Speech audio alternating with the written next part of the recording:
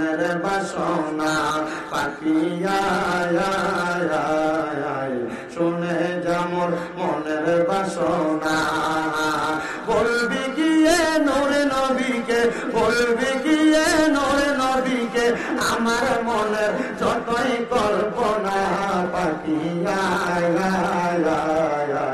শুনে যামর মনের বাসনা শুনে যামর মনের বাসনা শুনে যামর মনের জ্বালা শুনে যামর মনের জ্বালা ও আকাশের পাখি রসুলকে মোর বলবে গিয়ে মনের যত আবেগে কে করিবে আবেগে পূর্ণ কে পড়িবে আবেগে পূর্ণ রসুল বিনা জগতে শুনে যামর মনের বাসনা পাখিয়া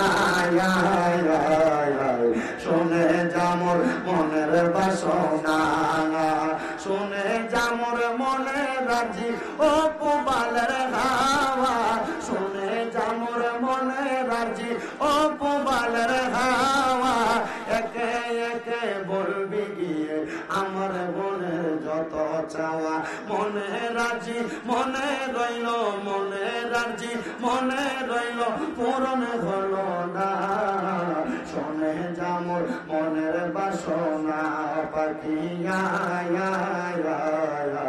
শুনে যামর মনের বাসনা নাও জেনে নাও আমার দুঃখ ও সাগরের পানি নাও জেনে নাও আমার দুঃখ ও সাগরের পানি বলবি গিয়ে রাসূলকে মোর মনের পেরেশানি বলবি গিয়ে রাসূলকে মোর মনের পেরেশানি মনের দুঃখ মনে রইল মনের দুঃখ মনে রইল কেউ তো শুনে না পাখিয়া শুনে যামর মনের বাসনা পাখি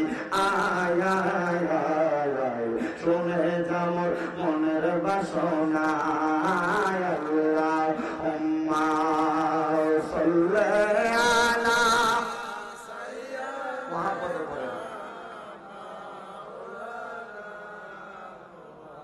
ওয়া আলা আলিহি কন্যা তিনি কি মুসলমানের দলে না আল্লাহ যেহেতু জীবনের গুণার খবর জানে আসেন ওই আল্লাহরে খুশি করার জন্য কলবটার মধ্যে ধাক্কা দিয়া আল্লাহ তাআলার জাতের জিকির করবে যেন আল্লাহ তাআলা আপনার আমার জীবনের গুনাহগুলো মাফ করে দেয় কষ্ট হবে বাবারা আরে মুসলমান কষ্ট হওয়ার কথা না কারণ আল্লাহ তাআলার জিকির করলে মুমিন বান্দার রূহ তাজা হয় দেখবেন কোন গাছ যদি কোনো মানুষ রোপণ করে গাছের গোড়ার মধ্যে পানি না দিলে গাছটা মইরা জায়গা কিন্তু মুসলমান মুমিন বান্দা যখন আল্লাহর জিকির করে গাছের গোড়ায় পানি দিলে যেমন ভাবে গাছটা তাজা হয় মুমিন বান্দা জিকির করলে মুমিনের কলবটা তেমন তাজা হয় এ পট্টার অন্তরালের মাগো ঘরে রান্না বান্না করো ঘরের কর্মকাণ্ড করো যে কোনো কাজ না করো না কেন সকল অবস্থার মধ্যে তুমি আল্লাহ তাআলার জিকিরের মধ্যে থাকবা ফিকিরের মধ্যে থাকবা ওই জিকিরে ফিকিরে থাকতে পারলে আল্লাহ তাআলা তোমার মন পরিবর্তন করব আয়াতে বরকত দিব রিজিকে বরকত দিব আয়ুষিতে বরকত দিব রোগ বালা মুসিবত আমার আল্লাহ তাআলা মাফ করে দিব এজন্য সবার কাছে আমার আবদার আল্লাহ তাআলার জিকির আজকালটা একটু বেশি করে করবেন কতক্ষণ করার দরকার আছে না নাই বলে হুজুর দরকার তো আছে কথা সত্য কিন্তু আমার তো কলবটা মইরা গেছে আমি কেমনে আমার আল্লাহ তাআলার জিকির করতাম জিকির করলে তো আমার ভালো লাগে না দুনিয়ার ব্যস্ততার মধ্যে আমি পইরা থাকি ও বুজুর্গ আমার বলেন না আমি কেমনে আমার কলবটা জিন্দা করতাম কলব জিন্দা করার জন্য আপনার অন্য কিছু করা লাগবে না আপনি এমন একটা কাজ করবেন এই কাজটা হলো আল্লাহ তাআলার জিকিরে মশগুল হওয়া যখন চোখটা বন্ধ কইরা কলবটার মধ্যে একটা ঝাড়া দিয়ে আল্লাহর জিকিরের একটা পয়গা মন্ত্রে লাগাইবেন দেখবেন আমার আল্লাহ তাআলা আপনার জীবনের সব গুনাহ মাফ করে দিবে এজন্য বাবা চোখটা বন্ধ কইরা আসেন আমরা কৃষ্ণ জাতের জিকির করি আল্লাহ আল্লাহ আল্লাহ আল্লাহ আল্লাহ আল্লাহ আল্লাহ আল্লাহ দয়াল নবী তুমি কোন মোহন নেই আল্লাহ আল্লাহ আল্লাহ দয়াল নবী তুমি কোন মোহনে মারহাবা আল্লাহ আল্লাহ পাপি তাপি পরাইতে ও নবী সাজদায় থাকবেন পবনে নবী দয়াল নবী তুমি কোন মোহনে মারহাবা আল্লাহ আল্লাহ কাউসারের মালিক নবী কাউসার রফি লাইবা নবী কাউসার রফি লাইবা পাপি উম্মত দিতে ও নবী সাজদা তে পড়ে ইবাদত নবী দয়াল নবী তুমি কোন মারহাবা আল্লাহ জবান না খুলা তোমায় ডাক দিলে বলার টানে সাজাইও গো খাজা বাবা ডাক দিলে সেটার প্রাণে সাজাইও ও প্রাণের মুর্শিদ তুমি দিয়ে দিয়ে ফিরে ফিরে ছাড়া আল্লাহ গো মারহাবা আল্লাহ আল্লাহ চন্দ্র রাইতে আইসো মুর্শিদ চন্দ্র ও তোমার গলায় দেব আমরা প্রেমের আনার মারহাবা আল্লাহ আল্লাহ তোমার আত্মাতে আত্মাতে সাইয়া রাঙাই গো কাজা আত্মাতে আত্মাতে সাইয়া রাঙাই গো প্রাণের মুর্শিদ গো তুমি ধীরে ধীরে ফিরে ফিরে ছাড়া আইয়ো গো মারহাবা আল্লাহ আল্লাহ জবান ডাক দিলা আল্লাহ তাকে শরণ নাই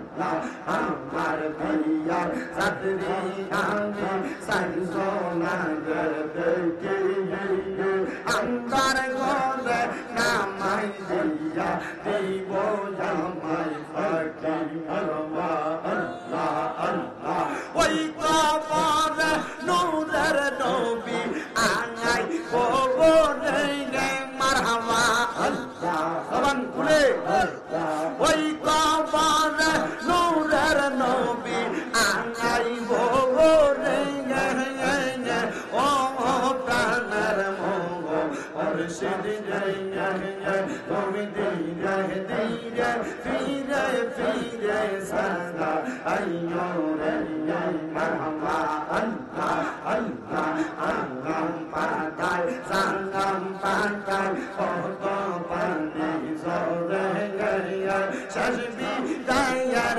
গোসল দিব বড়ই পাতার ফলায় মারহাবা আল্লাহ আল্লাহ আঙ্গাম পাতায় সাঙ্গাম পাতায় কত পানি জরে গয়া সাজবি দায়ার গোসল দিব বড়ই পাতার ফলায় মারহাবা আল্লাহ আল্লাহ আতর গোলাপ সুরমা চন্দন সিজাই দিব রে আতর গোলাপ সুরমা চন্দন সিজাই দিব রে ও প্রাণের মুর্শিদ তুমি ধীরে ধীরে ফিরে ফিরে সাদা আইয়ো রে মারহাবা আল্লাহ আল্লাহ আমি তোরে নাসা দিব আমি তোরে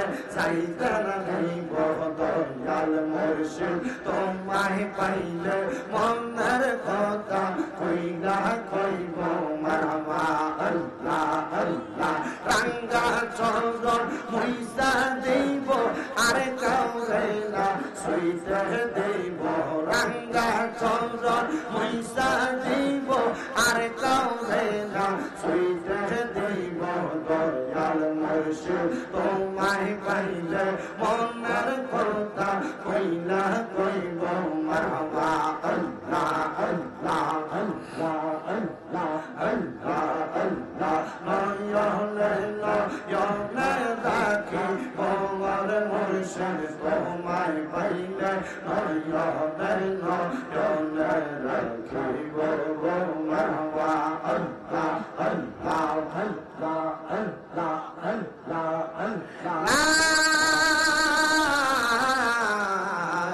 ইলাহা ইল্লাল্লাহু মুহাম্মাদুর রাসূলুল্লাহ সাল্লাল্লাহু আলাইহি ওয়াসাল্লাম। সবাই বলি সাল্লাল্লাহু আলাইহি ওয়াসাল্লাম।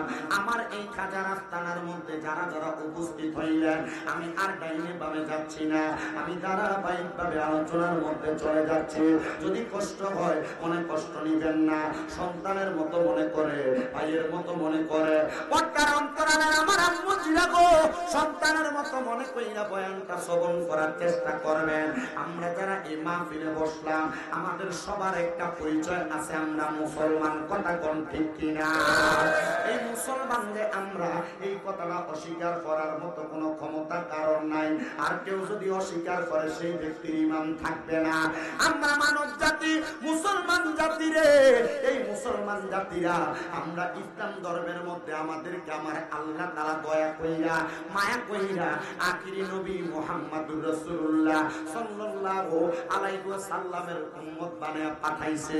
ওই দুনিয়ার মানুষ দুনিয়াতে যখন জন্মগ্রহণ করে, মায়ের গর্ভের মধ্যে 10 মাস 10 দিন থাইকা দুনিয়ার জমিনে যেমন আসে, হায়াতে জিন্দেগিটারে কাটাইতে কাটাইতে দুনিয়া থেকে একদিন বিদায় হয়ে যায়। ইসলাম ধর্মের মানুষগুলারে সুন্দরভাবে কাফন দাফন করে, গোসল করে, সুন্দর করে বিদায় করে। কথা কোন?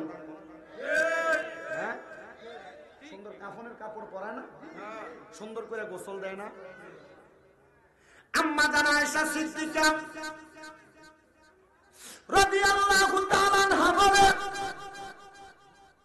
এ জগতের মানুষের দলেরা আমি আমার নবীরে জিজ্ঞাসি, নবী গো আপনি বলেন না, দুনিয়ার জমিনের মানুষ যখন মারা যায়, ওই মানুষ মারা যাওয়ার পরে একটা মানুষের সবচাইতে কষ্ট কোন জিনিসটা?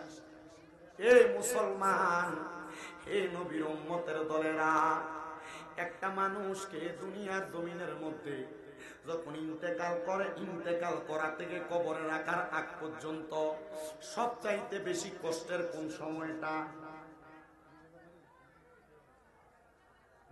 আমরা কিন্তু জানেন আমার সেট বেশি এটা গরম। আপনারা কি কষ্ট হইতেছে? অসুবিধা হইতেছে? কালকে বাঘে গেছেন, কেটা কেটে একটা হাত তোলেন, সবাই আসলে কালকে ওয়াজ করে গেছি না, সুন্দর সুন্দর ওয়াজ করছি, নামার পরে হাতে কম দিচ্ছে।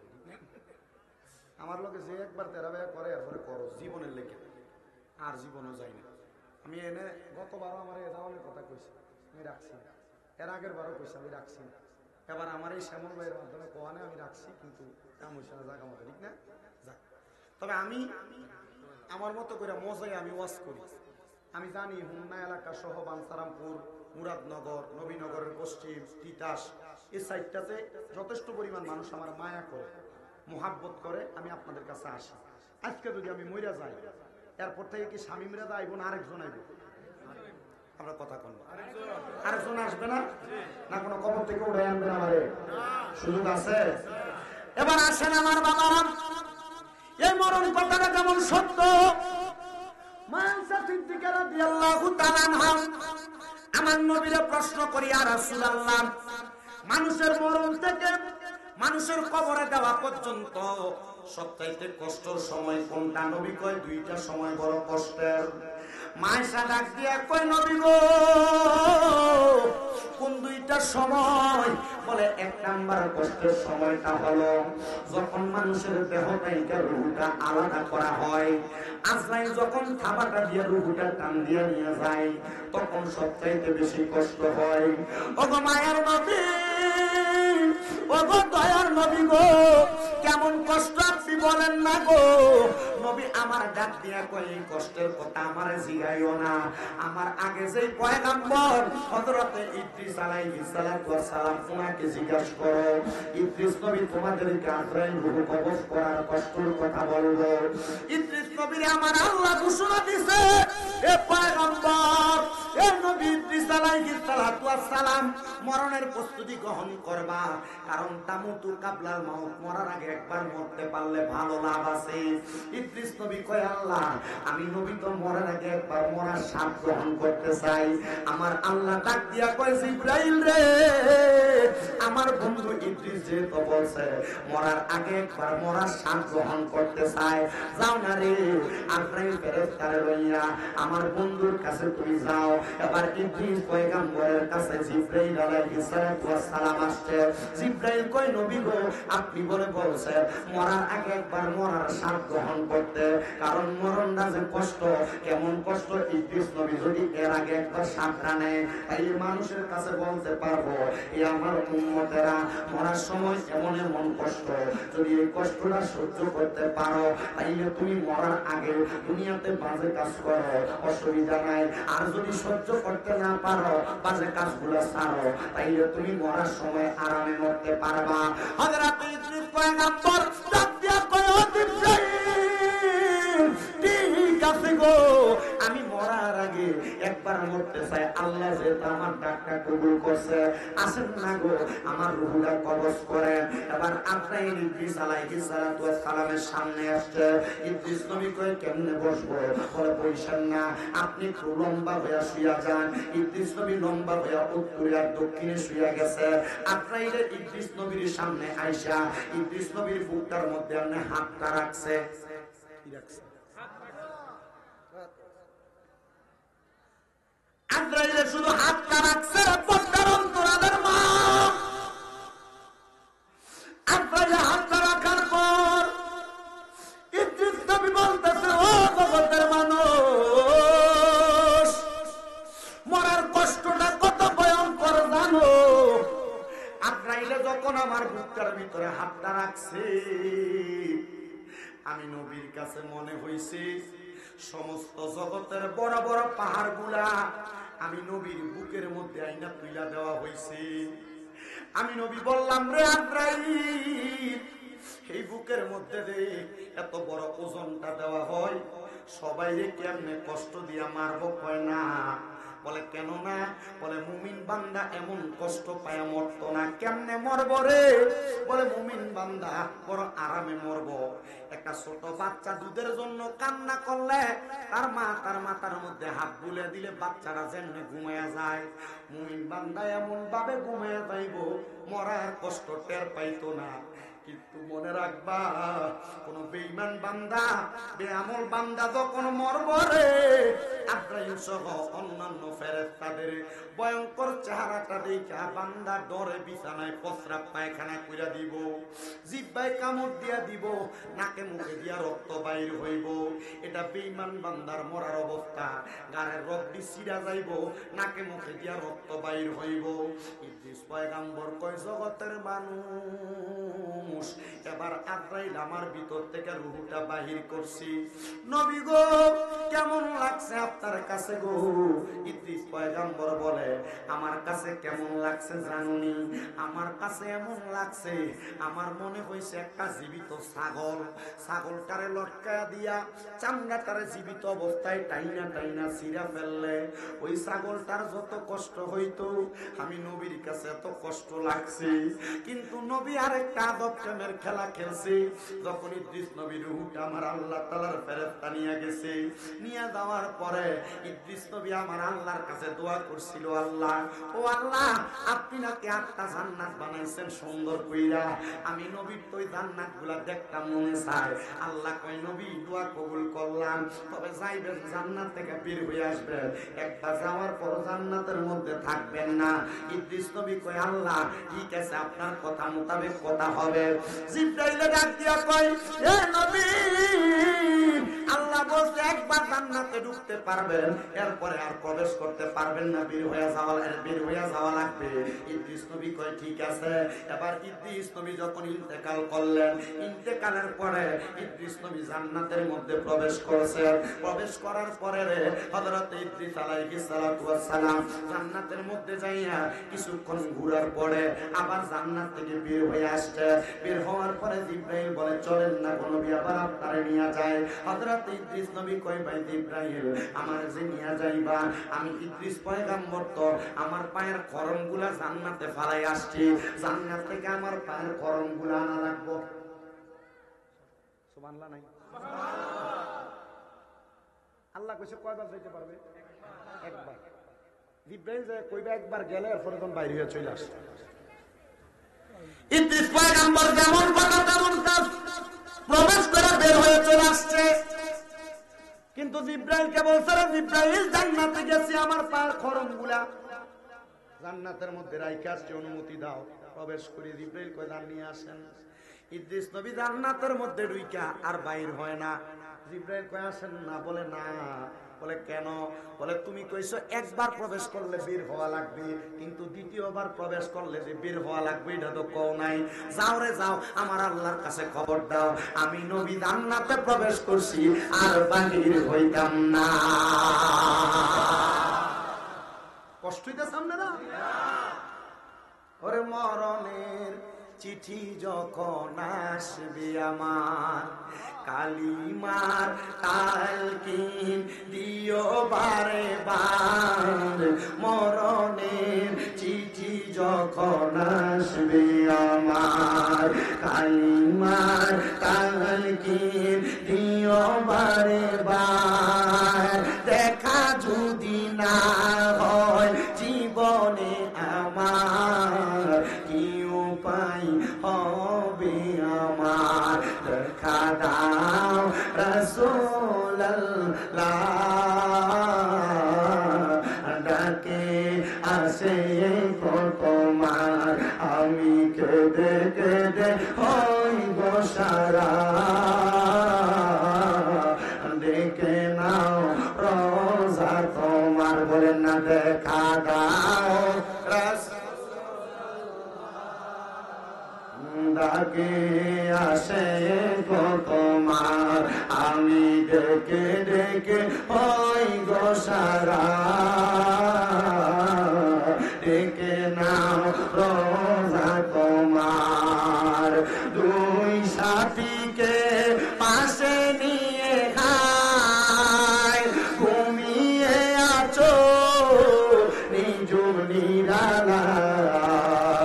দুই সাথীকে পাশে নিয়ে ঘুমিয়ে আছো নিজুম নিরালায়। সারা দাও রাসূলুল্লাহ,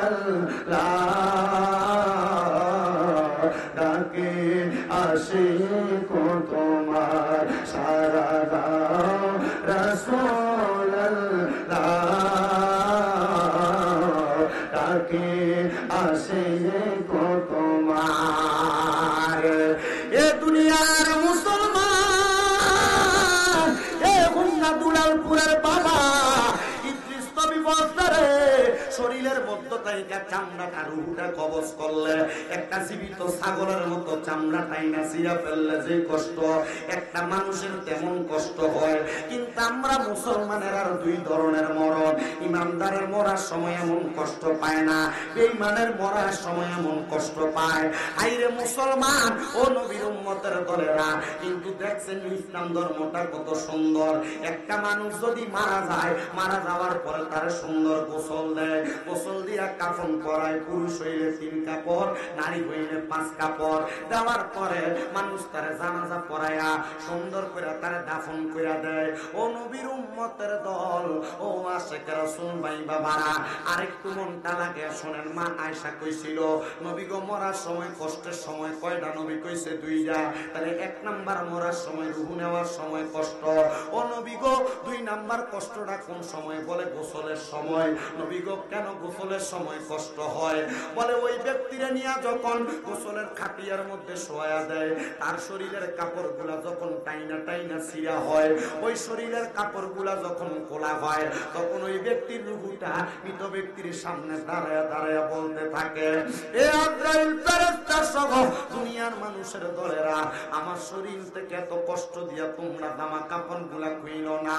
আমি দুনিয়াতে জামা কাপড় পোশাক গুলা পড়তে বড় স্বাচ্ছন্দ্য বোধ করতাম। কয় না রে না, এই জামা কাপড় স্বাচ্ছন্দ্য বোধ তো তোমার দুনিয়ার পোশাক ছিল। এই পোশাক নিয়ে তুমি কত অহংকার করছো, এই পোশাক নিয়ে তুমি কত বাহাদুরি করছো, এই পোশাকের কারণে তুমি মানুষকে মানুষ মনে করো নাই। শরীরে নতুন জামা কাপড় পরার কারণে তুমি নিজেকে অহংকারী মনে করছো। শুনে রাখো, দুনিয়ার জমিনের এই পোশাক তোমার জাহান্নামে নিয়ে যাবে। আল্লাহর নবী কয়, দুনিয়াতে যেই মানুষগুলা পোশাক নিয়ে অহংকার করে, তাদের সম্পদ নিয়ে অহংকার করে, চেহারা সৌন্দর্য নিয়ে অহংকার করে, এই তিন প্রকার ব্যক্তিকে আমার আল্লাহ তাআলা জাহান্নামের সবচাইতে নিকৃষ্ট জায়গা হাবিয়া, ওই হাবিয়া নামক জাহান্নামে রাখবে। এজন্য কোনোদিন সুন্দর চেহারা নিয়া, সুস্থ শরীর নিয়া এবং শরীরের পোশাক নিয়া, বেশি সম্পদ নিয়ে অহংকার করবেন না। অহংকার করলে ঠিকানা হবে হাবিয়া নামক জাহান্নাম। এ মুসলমান, তোমার আরাম কইরা যখন গরম পানি দিয়া গোসলটা করায়, পারলে তো তোমার ঠান্ডা পানি দিয়া গোসল করাইতো। কিল্লাগারে তোমার ঠান্ডা পানি দিয়া গোসল করায় না। তার মানে বোঝা যায় মৃত ব্যক্তিটার যখন গোসল দেয় সে টের পায়। কারণ মৃত ব্যক্তির শরীরে যখন গরম পানিগুলা ঢালা হয়, ওই মৃত ব্যক্তিটার শরীরের মধ্যে তখন অনুভবটা হয়। বলে হুজুর রুহু তো নাই, কেমনে অনুভবটা হয়? রুহু যদিও না থাকে, রুহুটা তার সামনে দাঁড়িয়ে থাকে, এই দেহটার মধ্যে ওই রুহুটা আচ্ছাদিত হওয়ার চেষ্টা করে কিন্তু পারে না। মুসলমান ইমানদারের দল, এ নবীর উম্মতের দল, যদি বান্দাটা ইমানদার হয়, ইমানদারের গোসলের সময় বান্দা আফসোস করে আর ডাক দেয়, এ জগতের মানুষ তাড়াতাড়ি আমার জামা কাপড় গুলা খোলো, আমার জামা কাপড় গুলা দুনিয়ার অহংকারের জামা কাপড়, এই পোশাকটা যত তাড়াতাড়ি খুলবারে আল্লাহ তাআলা তত তাড়াতাড়ি আমার জান্নাতের পোশাক পরাইব। কিসের পোশাক? জান্নাতের পোশাকটা কি আরামদায়ক না? কথা কয় না। আপনার কি কষ্ট হইতেছে? না আমার তো মনে হইতেছে কষ্ট হইতেছে। আপনার যেমনি আওয়াজ দিতেছেন না, কষ্ট পাইয়েন না, একটু কষ্ট করে শোনেন। আমার কাছে ভালো লাগতেছে আপনাদেরকে নিয়ে কথা বলতে। আর আমি তো এই জায়গায় ফজরে কয়বার হয়েছি? তিনবার না? তিনবার মোটামুটি। আমি যে তিনবার আসতেছি আপনাদের কাছে তো কথা বলি, মোটামুটি আপনারা সবাই আসেন, আসেন না? সবাই আসেন, এখানে মাহফিল হয়, ওয়াজ মাহফিল হয়, জান্নাতের বাগান। তবে আস্তে আস্তে নি আরো কোনো কিছু বন্ধ হয়, আস্তে আস্তে দিন সবকিছু ঠিক হইয়া শরীয়ত সম্মত ভাবে আল্লাহ নি কোরআন সুন্নাহ মোতাবেক এই বাগানটারে আরো সাজানের তৌফিক দেয়। আমিন দারো জোরে কইলাম আস্তে কিছু আমিন।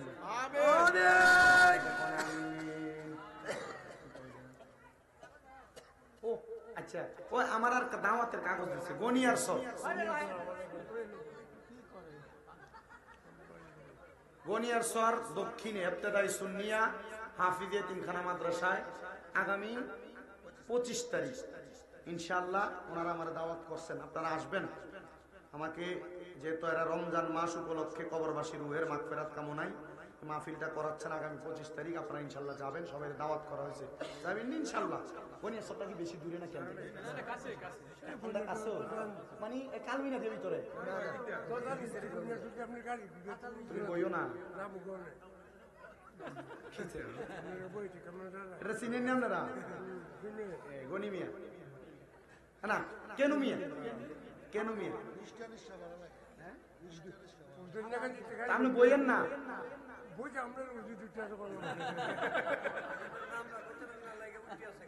কেন মিয়া আমি মোটামুটি ওই উমরাবাদ, রামপুর, ইন্ডিয়া মোটে সিটপুর, মোটামুটি যেখানে যাই, ওই বাঞ্ছারপুর ইন্ডিয়া কর্নারে যা সব ভিতরে যায় বইয়ে থাকে, খাইতে বইয়ে থাও তুমি। ঠিক আছে, আল্লাহ কবুল করো, আমিন পড়ো। তুমি যে এই যে আওয়াজটা হইতেছে কেন কেনাই না, আওয়াজটা বন্ধ করবে একটু, বুঝতে শুনি ট্রাভেলটা বাইরে রয়েছে, ট্রাভেল এটা একটু বন্ধ করা যায়নি, দেখো 20 টাকা কমবো।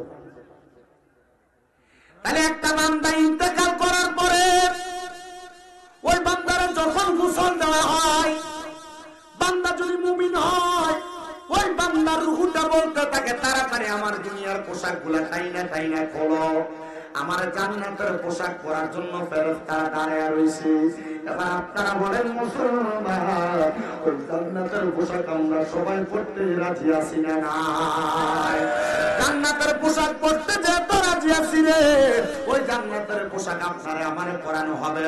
আমি আমার পর্দার অন্তরালের মাদেরকে বলবো, জান্নাতের পোশাক যদি গায়ে লাগাইতে চাও, তোমরা সুন্দর করে নামাজ পড়বা, স্বামীর আদেশ মানবা, পর্দা করবা, লজ্জাস্থানের হেফাজত করবা, দেখবা জান্নাতের পোশাক তুমি পড়তে পারবা। এ দুনিয়ার মুসলমান নবীর উম্মতের দলেরা, আরো কিছু কথা আপনাদেরকে বোঝানোর চেষ্টা করি। এবার একটা মানুষ যখন মারা যায়, গোসলটা করে কাপড়টা যখন মিলা দেয়, ওই 3টা কাপড় 5টা কাপড় মিলা দেওয়ার পর ওই কাপড়ের মধ্যে আপনারা তাকায়া দেখবেন কাপড়ের গোড়া সিডায়, কত সুন্দর আতর লোবান সিডায় নিরে বাবারা। সিডাই তো অবশ্যই চিটাই জন্য আশেক লাগে আম পাতায়, জাম পাতায় কত পানি ঝরে, ওরে শেষ বিদায়ের গোসল দিব বড়ই পাতার জলে, ওরে আতর গোলাপ সুরমা চন্দন সিটাই দিব রে, আতর গোলাপ সুরমা চন্দন সিটাই দিব রে, ও প্রাণের মা রে, তুমি ফিরে ফিরে ধীরে ধীরে চাইও রে। একটা জবান বন্ধ রাখবেন না। এবার আপনারা বলেন, আমরা সবাই ইমানি মরণ চাই কি চাই না? আমি যখন এই দুলালপুরে আসতেছি, আমি মোবাইলের মধ্যে হঠাৎ করে ফেসবুকে ঢুকার পর একটা ভিডিও দেখে বড় অবাক হয়ে গেছি। আমি আমার গাড়ির পোলাপান গুলার পর্যন্ত দেখাইছি। আমি কইলাম, দেখ রে, ইসলাম ধর্ম গ্রহণ করার কারণে আমরা কত ভালো আছি। আপনারে তো মরার পর গোসলটা করাইয়া, কাপড়ের গোড়া ছিড়াইয়া, কত সুন্দর করে সুগন্ধ দিয়া কাফন পেঁচে জানাজা পরে 3 জনে আলতো করে কবরে নামায়। কিন্তু একটা হিন্দু লোক ইন্তেকাল করেছে ভারতে। ইন্তেকাল করার পরে লোকের যে বন্ধু বান্ধবরা ছিল, লোকটা মনে হয় নেশা করতো, নেশা মদ পান করতো, সিগারেট খাইতো। তার মারা যাওয়ার পরে তার চিতার মধ্যে শুয়াইয়া তার মুখের মধ্যে তারা মদ ডাইলা দিতেছে। আমি দেইকা বড় আফসোস করছি। আমি দেখলাম তার মুখের মধ্যে মদের বোতল ডাইলা দিয়া মদগুলা তার মুখে চড়াইয়া দিতেছে, আবার আরেকজন হাতের মধ্যে নিয়ে মদ ছিড়িয়া দিতেছে, আরেকজনকে দেখলাম মুখের মধ্যে সিগারেট জ্বালাইয়া তার মুখের মধ্যে দিয়া দিছে। আমি বুঝতে পারলাম না রে, এই লোকটা কেন এমন অবস্থা করতেছে। আর এটা তো মারা গেছে, মারা যাওয়ার আগে দুনিয়ার জমিনে নেশা করার কারণে এই লোকটা তো এমনি পাপ করে গেছে। মরার উপর কেমনে মানুষগুলা খারাপ দিল আমার বুঝে আসে না। আমার জন্ম দিছে, যেই বাপ নিজের রক্তরে পানি করে খাওয়াইছে, ওই বাবা ইন্তেকাল করার পর আমি দেখছি আমার আব্বাটা মরার পর তারা আমার আব্বার লাশটারে গোসল করায়, আমার আব্বার লাশটারে তারা চিতার উপর শোয়ায়া, আমার আব্বার লাশটার উপরে তারা কি যেন দিয়া দিছে। হুজুর গো, আমার লাকড়ির মধ্যে আগুন ধরে বলতেছে, আমি আমার নিজের মরা আব্বার মুখের মধ্যে আগুন দেওয়ার জন্য, এই আব্বাকে মুখের মধ্যে আগুন দিবার লাগে আমার জন্ম দিছিল। আমি এটা দেখে বড় ভয় পাইছি। আমি চিন্তা করছি, আমি যদি এই ধর্মের মধ্যে থাকি, তাহলে আমার মরার পর আমার ফুটে আমার মুখের ভিতরে আগুন দিব। হুজুর, এই কর্মটা আমার কাছে ভাল লাগছে না। আমি একটা মুসলমান মরার পরে দেখছি, মুসলমানটা মরার পরে কাফন দাফন দিয়া সুন্দর করে কত সম্মানের সাথে কবরে নামায়। হুজুর, আমরা ধর্মের আরেকটা নিয়ম আছে, মানুষ মারা যাওয়ার পর ওই মানুষটারে কবরের মধ্যে যখন বসায়া যখন মাটি দিব, মানুষ মারা যাওয়ার পরে রথগুলা যখন ছিড়া যায়, মানুষের হাত পা গুলা শক্ত হয়ে যায়। হুজুর, আমি দেখছি হাতগুলা ভাঙ্গা লাই, পা গুলা ভাঙ্গা, মুড়াটা এভাবে ভাঙ্গা তারা কবরে এভাবে বসায়া দেয়। হুজুর, এইটাও তো আমার কাছে বড় কষ্টের মনে হয়েছে। হুজুর, এটার তুলনায় আমার ইসলাম ধর্মটা বড় ভালো লাগছে, এই জন্য আমি ইসলাম ধর্ম গ্রহণ করছি। আমি বুঝছি এমন যত মানুষ ইসলাম ধর্ম গ্রহণ গ্রহণ করে অন্য ধর্ম থেকে, তারা মনে হয় ইসলামের সৌন্দর্য দেখে ইসলাম ধর্ম গ্রহণ করে। কিন্তু মুসলমান রে, তুমি তো মুসলমানের ফুল, তোমার কাছে তো ইসলামের সৌন্দর্য ভালো লাগে না। তুমি তো মুসলমানের ফুল, তোমার কাছে তো ইসলামের মাধুর্যতা ভালো লাগে না। তুমি তো মুসলমানের ফুল, তোমার কাছে তো ইসলামের ভালোবাসার সৌন্দর্যগুলো এত ভালো লাগে না। বলে হুজুর ভালো লাগবো কেমনে গো, আমি তো ইসলাম ধর্ম গ্রহণ করছি কথা সত্য, কিন্তু আমার কাম হলো চুরি করা, আমার কাম হলো হারাম খাওয়া, আমার কাম হলো মানুষের সঙ্গে ঝগড়া দ্বন্দ্ব করা, আমার কাম হলো মানুষের সাথে বিভিন্ন ভাবে ঝগড়াতে লিপ্ত হওয়া। না রে মুসলমান, হারাম খাওয়া, দ্বন্দ্ব করা, ঝগড়া ফাসাদ করা, এগুলার কারণে তুমি মুসলমান হইতে পারো। এটা নামের মুসলমান, কামের মুসলমান না। কবরে যাইবা, যাওয়ার পরে শান্তি পাইতা না। মুসলমান দাবি করে সুদ খায়, মুসলমান দাবি করে ঘুষ খায়, মুসলমান দাবি করে পরের হক মাইরা খায়, মুসলমান দাবি করে ওজনে কম দেয়, মুসলমান দাবি করে মানুষের সাথে ঝগড়া ফাসাদ দ্বন্দ্ব করে, মুসলমান দাবি করে দুনিয়ার জমিনে পরকীয়ায় আসক্ত, মুসলমান দাবি করে দুনিয়ার জমিনে হারাম কাজে লিপ্ত, মুসলমান দাবি করে ভাই ভাইয়ের জায়গা দখল করে খায়, মুসলমান দাবি করে এই ভাই মা বাপ মারা যাওয়ার পর বোনের সম্পদ বুঝিয়ে দেয় না। এমন চোর সিটার সোনার বাংলাদেশে আছে না? আসেনি? বইয়ের সংখ্যা মাতেন না কা না দুলাল নাই আসেনি? যে কোনো একটার সাথে লিপ্ত হ্যাঁ মুসলমান, কিন্তু এরা কি নামের মুসলমান না কামের? হ্যাঁ একজনে কইছে, আরো জোরে কোন নামের না কামের? অবশ্যই এটা নামের মুসলমান, এটা কামের মুসলমান না। দুনিয়ার জমিনের ভিতরে হারাম খায়, ঘুষ খায়, সুদ খায়, পরের হক মাইনা মাইরা খায়, এগুলা থেকে দূরে থাকার চেষ্টা করবা। কারণ আশেক তো সুরে সুরে কয় রে, শুধু খাইলে নামাজ হবে না, অমন বুঝো না, হারাম খাইলে নামাজ হবে না। আরে কুলুবুল মুমিনিনা আরশে আল্লাহ, কুলুবুল মুমিনিনা আরশে আল্লাহ, নবীর হাদিসে ঘোষণা, শুধু খাইলে নামাজ হবে না, অমন বুঝো না, ঘুষ খাইলে নামাজ হবে না। ওরে হজ করিতে মক্কা যাইয়া করবি যেই টাকা, এই টাকা গরিবকে দিলে গরিবি থাকি তো কাঠারে, গরিবি থাকি তো কাঠা। দেখবেন তাকে রমজান মাস আসলে উমরা হজ করবার লাগে মক্কায় যায়, রমজান আসলে হজ করবার লাগে মক্কা মদিনা যায়, কিন্তু তার এলাকার কত মানুষ না খেয়ে মইরা যায়। এ সম্পদ বানাইছ, সম্পদের হিসাব আল্লাহর কাছে দেওয়ান লাগবো, কিন্তু তুমি তো এটার লাগা প্রস্তুত না। আমি আমার ওয়ার্দার ধারাবাহিকতা সেদিকে নিয়ে একটু মনোযোগ দিয়া বুঝছেন। তার আগে আমি আমার কথাগুলা বইলা শেষ করি। ওরে হজ করিতে মক্কায় যাইয়া খরচ করলি যেই টাকা, এই টাকা গরিবকে দিলে গরিবি থাকি তো কাটা। কেউ যায় টাকার গুমানে, কেউ যায় দেশ ভ্রমণে, কেউ যায় টাকার গরমে, কেউ যায় দেশ ভ্রমণে। আইরে ধনীরা যায় ধনের টানে, আনিতে সোনা দানা, শুধু খাইলে নামাজ হবে না, অমন বুঝো না, ঘুষ খাইলে নামাজ হবে না। কথা কম না ঠিক কিনা? এ দুনিয়ার মুসলমান, এ নবীর উম্মতের দল, যত সম্পদ তত হিসাব। সবাই মাথা না হুজুর আসলে কি? যত সম্পদ তত হিসাব।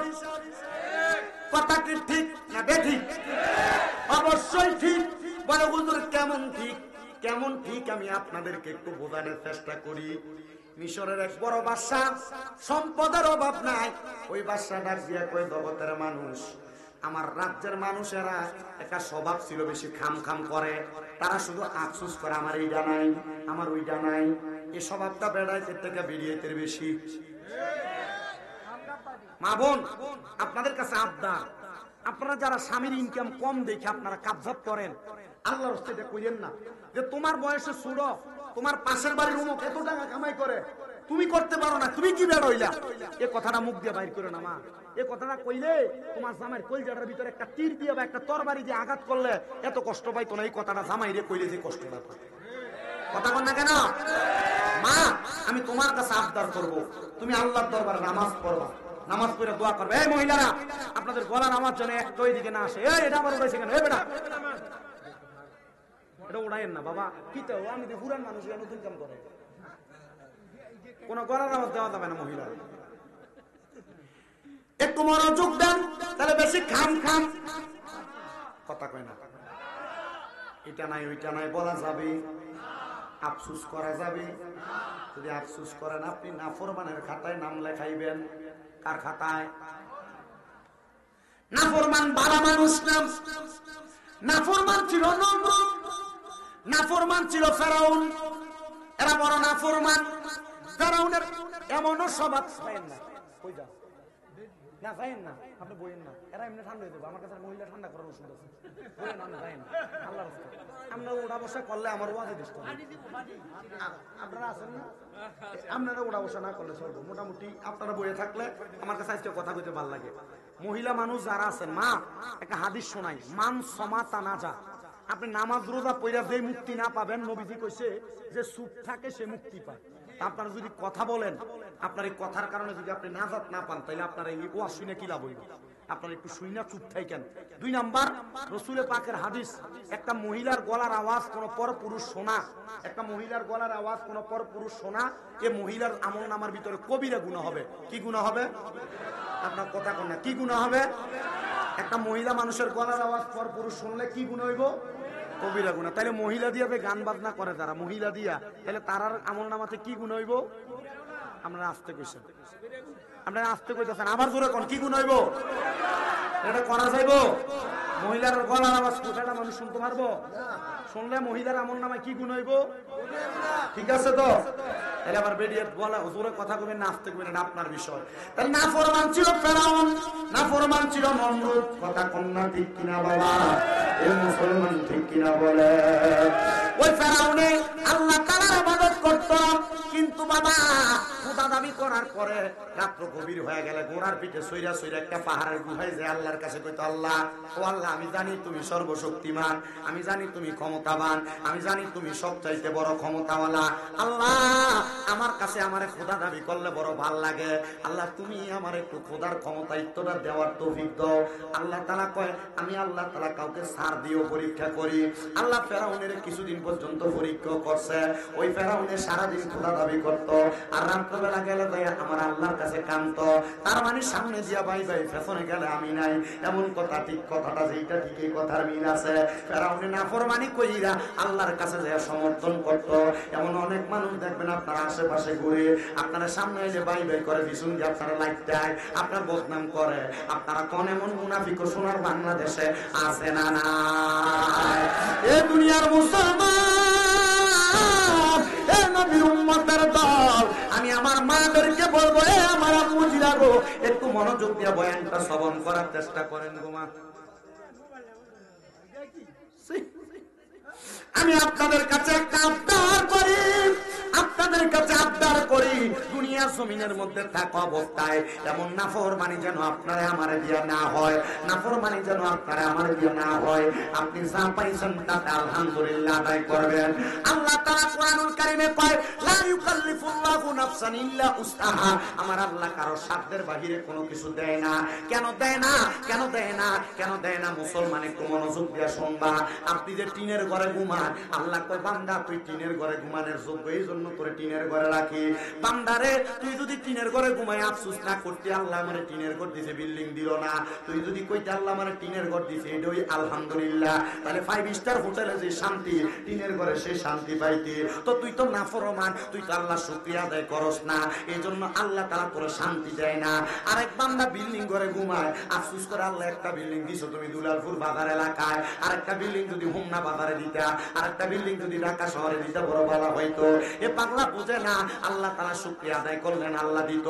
কিন্তু বান্দা যা পাইছে পাওয়ার পরে আবার কয় আলহামদুলিল্লাহ কয় না। বান্দা দুনিয়া জমিনের ভিতরে নাফরমানি আদায় করে।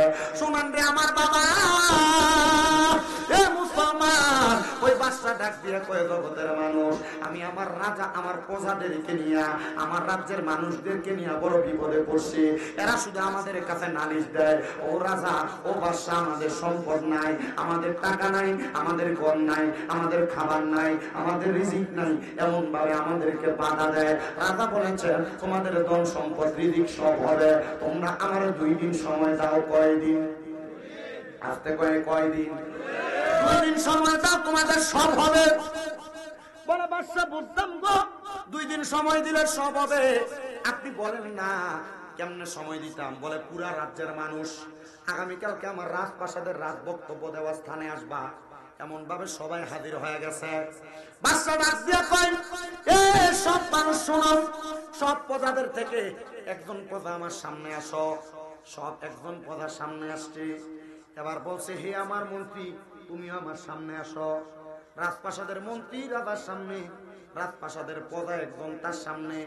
ডাক দিয়া কয়, তোমার কাছে আমার আবদার, তোমরা এখানে আসছো। মন্ত্রীকে দাঁড়াইলেন এক পাশে, প্রজারে দাঁড় করাইলেন এক পাশে। বাদশা ওনার বুক পকেট থেকে একটা 500 দিরহামের পুটলি বাইর করলেন। 500 দিরহামের পুটলিটা নিয়ে মন্ত্রীকে প্রদান করলেন। 1 দিরহাম একটা আদলি বাহির করলেন, মোহর বাহির করলেন, বাহির করে এটা প্রজারে দান করলেন। এই এলাকার মানুষ তোমরা শোনো, আমি যে মন্ত্রীকে দিলাম 500 দিরহাম, আর 1 দিরহাম দিলাম আমার প্রজারে। এই 1 দিরহাম দিয়া প্রজা তুমি তোমার খরচ করবা, আগামীকালকে আসরের পরে আমার হিসাব দিবা। এ মন্ত্রী, এ 500 দিরহাম তুমি খরচ করবা, আগামীকালকে আসরের সময় আমার এটার হিসাব দিবা। প্রজারে দিছে কত? জোরে কয় না। প্রজারে দিছে কত? মন্ত্রীর দিছে কত? বলছে এগুলার হিসাব প্রজাও দিবে আগামীকালকে আসরের পরে, মন্ত্রীও দিবে আসরের পরে। এ খবর পাইয়া সবাই বললেন, ঠিক আছে, রাজা আমাদেরকে বলছে 2 দিন সময় দিলে সম্পদ ধন সব আমাদেরকে দিবে। এই কথা চিন্তা করে আবার যখন চলে গেছে, যাওয়ার পর প্রজা মনে মনে চিন্তা করলো, আমার 1 দিরহাম দিল, 1 দিরহাম দিয়ে আমি আর কি করাম? এটা সে পকেটে রাখছে। রাজা দিছে, রাজার স্মৃতি হিসাবে রাইখা দিছে। আর মন্ত্রী 500 দিরহাম পায়া দামি দামি খাবার ক্রয় করছে, সুন্দর সুন্দর জামা কাপড় ক্রয় করছে, বন্ধু বান্ধব দিয়ে আমোদ ফুর্তিতে কাটাইছে। পরের দিন আসরের নামাজের আগে ওই এলাকার বাদশা বড় একটা আগুনের কুণ্ডলির মতো গর্ত করছে রে। গর্ত কইরা ওই গর্তের মধ্যে আগুন জ্বালাইছে। আগুনটার উপরে লোহার বড় একটা টিনের শীট প্রদান করছে। টিনের শীট, এটা আমরা তাওয়া কই, পরোটা তাওয়া আছে না, এমন একটা তাওয়ার মতো দিছে। দেওয়ার পর আগুনে ওই তাওয়াটার মধ্যে দাউ দাউ করে নিচে আগুন দিয়ে এটা গরম বানাইছে, একবার উত্তপ্ত গরম। উত্তপ্ত গরমটা যখন বানাইছে,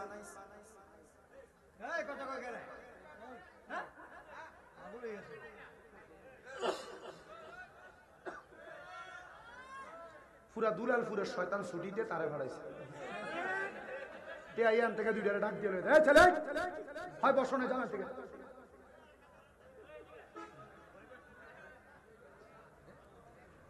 আপনারা কষ্ট হইতেছে? শয়তানের কষ্ট হইতেছে। কার হইতেছে? শয়তান জানে না আইলে শয়তানের গায়ে আগুন ধরে যাবো। কি ধরবো? এলাকা নিজে আইয়া না, একটা লোকের শহর আইয়া এটারে ভাড়ায়। শয়তান 2 প্রকার। কয় প্রকার? একটা মানুষ শয়তান, একটা জিন শয়তান। তো জিন শয়তান তো আইতে পারতেছে না, আইলে আগুন ধরে দেবো কাকায়। এলাকা মানুষটারও শয়তান ভাড়াই এনে বাড়াইতেছে। এই যে রমজান মাস আইতাছে, আপনারা আমার কাছে কয়েকজনে তো জিজ্ঞেস, হুজুর রমজান মাসে না বলে আল্লাহ শয়তান আল্লাহ বোতল বন্দি করে আলা, তো ইয়া এই যে জোয়ানের ভিতরে শাটার লাগা লাগা খা, এটি কোন জাতের শয়তান?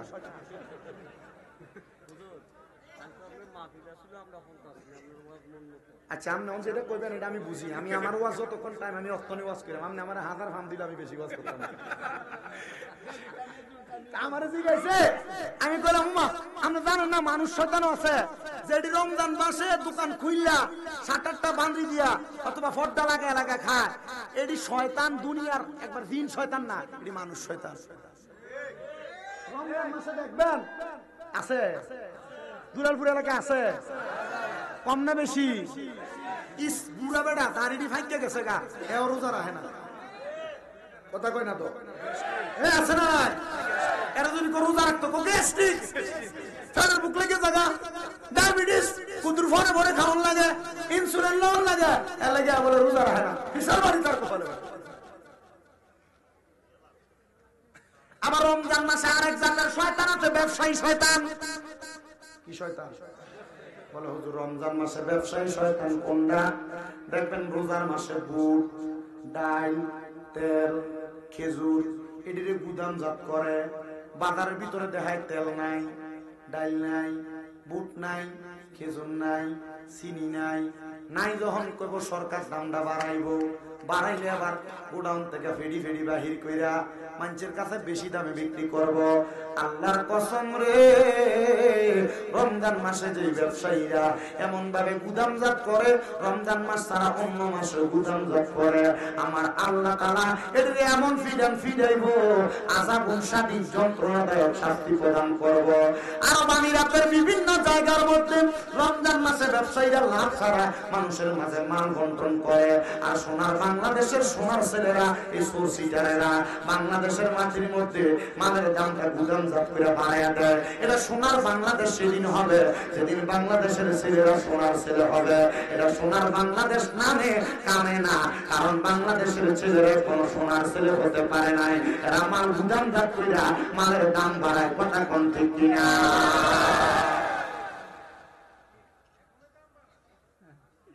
কইতাম দেন না।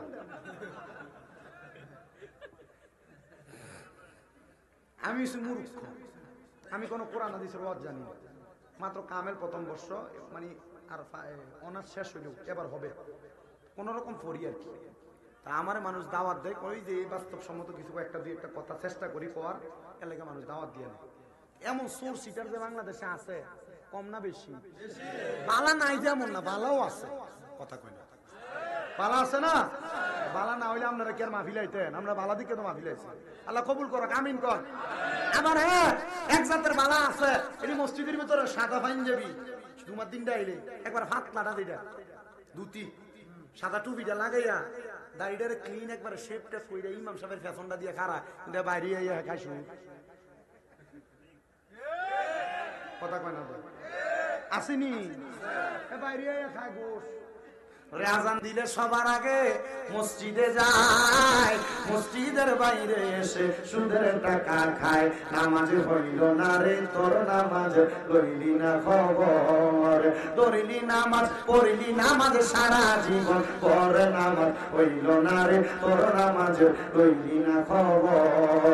নামাজ তুমি ধর্ম জানো, চুরি তোমার পেশা, এমন নামাজ কবুল হবে কেমনে করলা আশা। নামাজ হইল না রে তোর, নামাজ লইলি না খবর। কথা কন্যা ঠিক কিনা?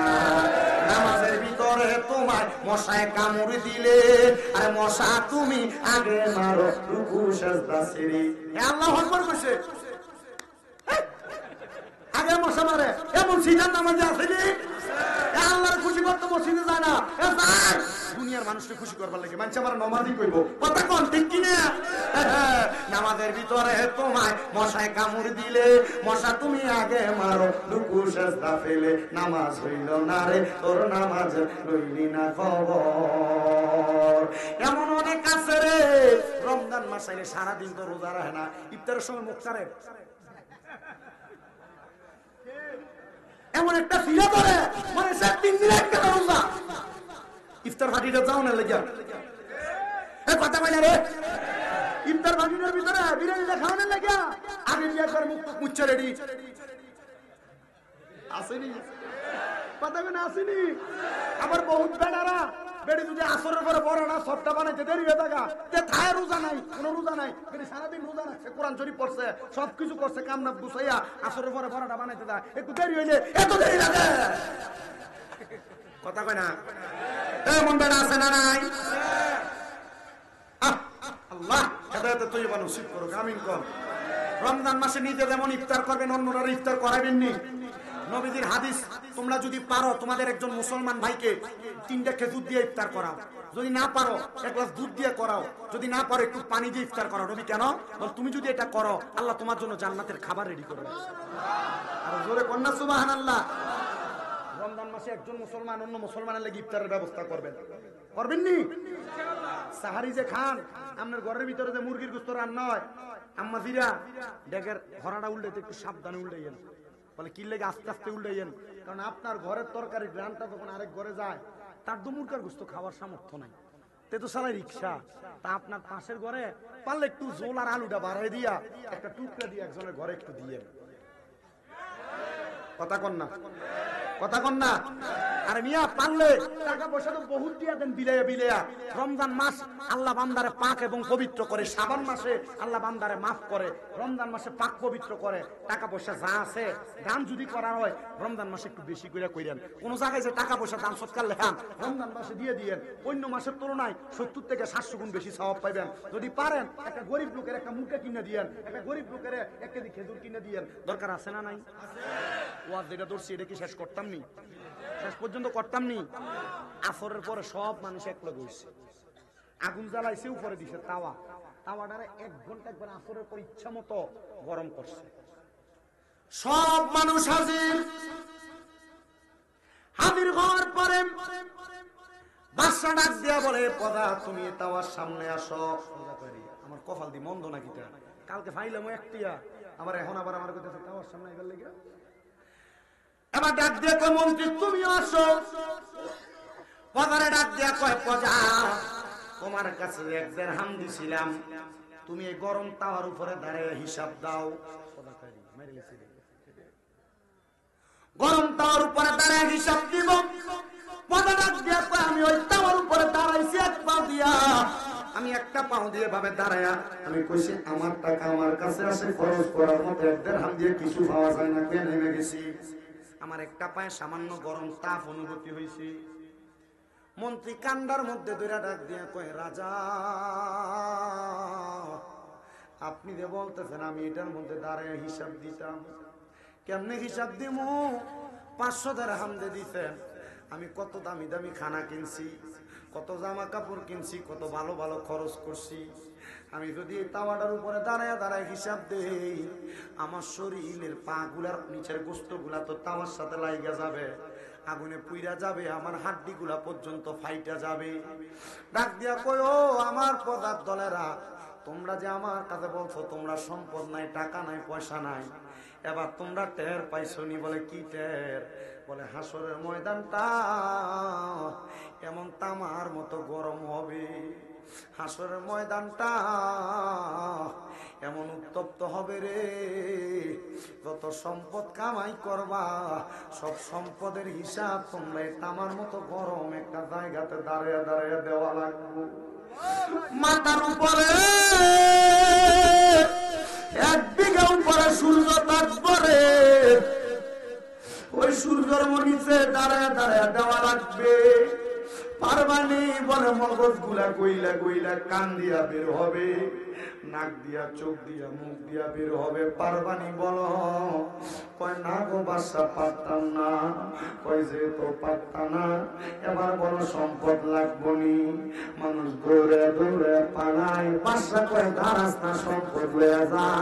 মানুষ দৌড়ে দৌড়ে পালায়, কয় সম্পদ লাগতো না, যে সম্পদ জাহান্নামের কারণ হইব, এই সম্পদ দিয়া আমি কি করতাম গো বাদশা? এখন থেকে আল্লাহর ইবাদত করব। আর তোরা কোন সুবহানাল্লাহ। এই মুসলমান এই জায়গায় শেষ না।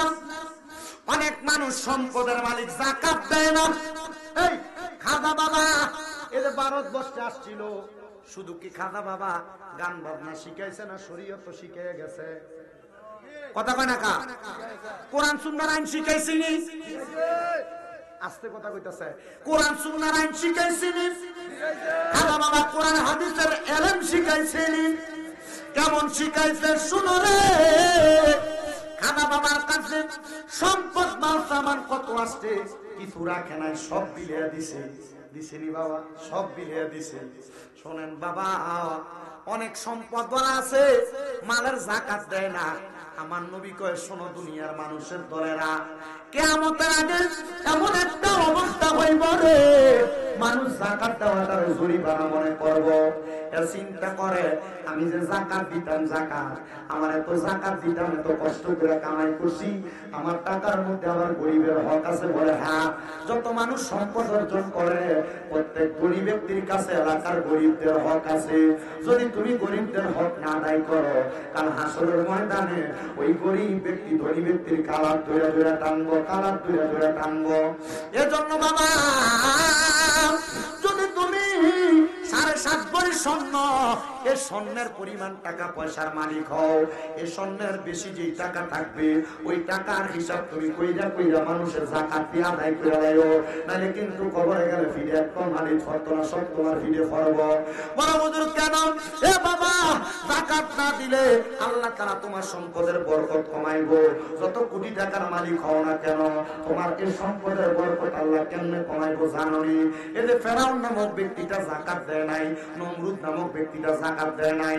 এই যে আপনাদের এলাকায় বালুগুলা কিচির মিচির করে, বালুর ভিতরে দেখেন চকচকায় চকচকায়, কিটা জানেননি? এটি হলো ফেরাউনের নমরুদের সম্পদ।